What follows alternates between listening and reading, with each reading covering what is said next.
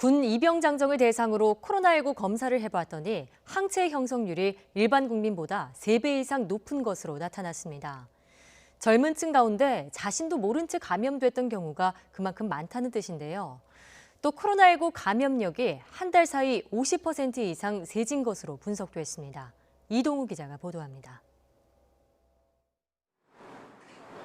방역당국이 군 입영장정을 대상으로 검사한 결과 항체 양성률이 일반 국민보다 3배 이상 높은 것으로 나타났습니다.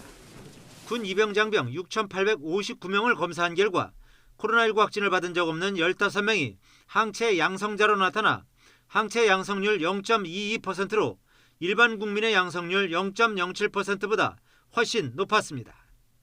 젊은 층 가운데 그만큼 코로나19에 감염된 사실도 모른 채 지나간 경우인 이른바 숨은 감염자가 많다는 의미입니다. 20대가 코로나19 방역 대응에 복병으로 떠오른 셈입니다. 이런 젊은 층이 면역력이 약하거나 기저질환이 있는 고령층에 전염시킬 경우 치명적인 결과로 이어질 수 있다는 지적입니다.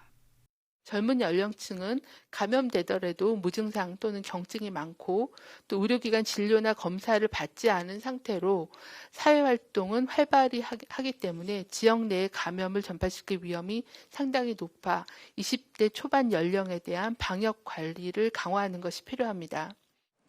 다만 방역당국은 이번 조사 결과에 대한 일반화나 확대 해석은 경계하면서도 숨은 감염자를 찾기 위한 방역 강화의 필요성을 강조했습니다.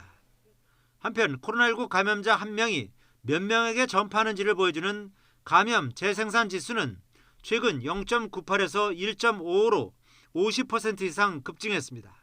당국은 1.1을 위험 수준으로 보고 있습니다. 예를 들면은 계속 1에 머물게 되면은 계속 매일 600~700명씩 계속 나올 수 있다는 뜻이기 때문에 우리가 조금 거리두기 강화 어떤 규칙을 떠나서 모든 국민들께서부터 보다 좀 강화된 방역 수칙을 좀 준수해 주시는 노력들이 더욱더 필요할 것 같습니다.